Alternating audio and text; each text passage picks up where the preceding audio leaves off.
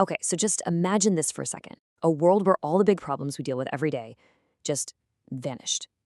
I'm talking no corruption, no serious crime, and zero anxiety about what your future holds. Now, it might sound like some kind of fantasy, but a really fascinating document we're about to dive into claims this place is very, very real. Let's see what it's all about. So, the text we're looking at kicks off with this incredibly bold claim. It's not just talking about a nice neighborhood or a cool city, it's setting the stage for a society that it claims is on a whole different level from anything we know. It's literally calling this place heaven on earth. So, yeah, no small promises here. So what on earth makes this place so different? Well, the way the source explains it is kind of interesting. It starts by telling us what's not there.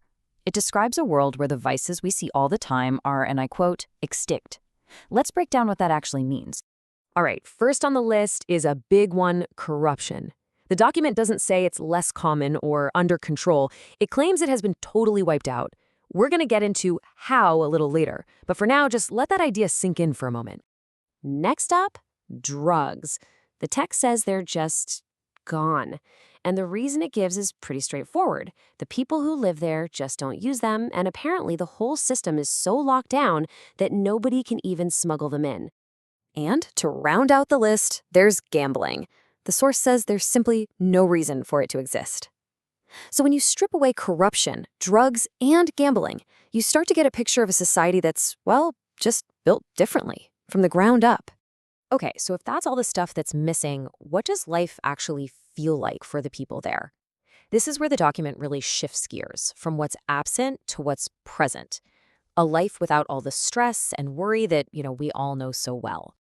Let's start with the kids and young people, because the promises here are, wow, pretty staggering. The source talks about complete and total safety for children. Education is totally free, and it's designed for their mental and spiritual health. But get this, as they get older, things like finding a job or a place to live, apparently not a problem. They're told they will never, ever be unemployed. And that sense of security doesn't just stop there. It covers adults and the elderly, too. Things like cars, you don't need to buy one. Basic transportation is just provided. The source also makes this really interesting point about women being respected and liberated from tedious housework. And for older folks, medical care, everything you need, it's all taken care of by the community. It has nothing to do with how much money you have. Okay, I know what you're probably thinking. This sounds almost too good to be true, right? So how in the world does it all work? How do they keep the peace and make all this happen? Let's get into the mechanics that the source describes.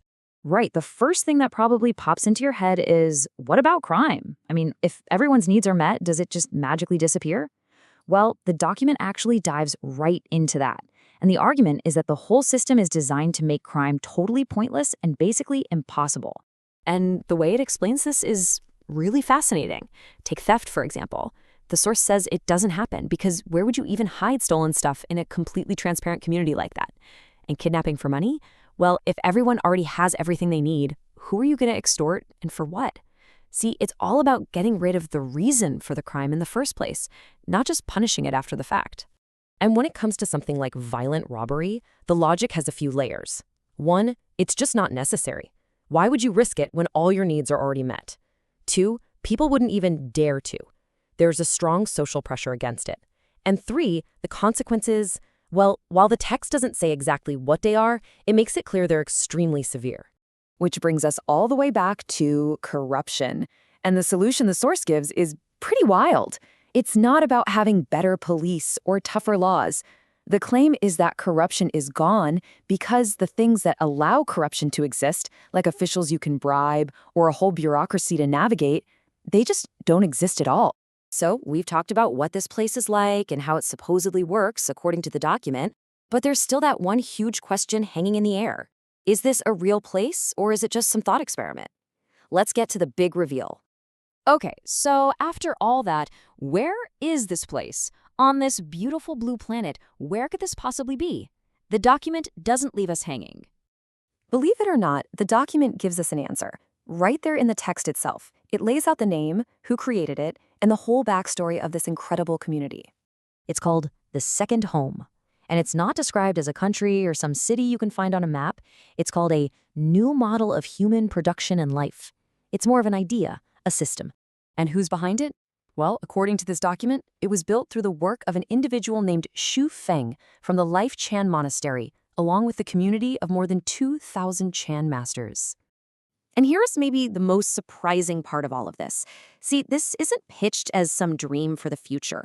When this was written back in late 2022, it claimed this whole second home thing had already been up and running, successfully, for 13 years.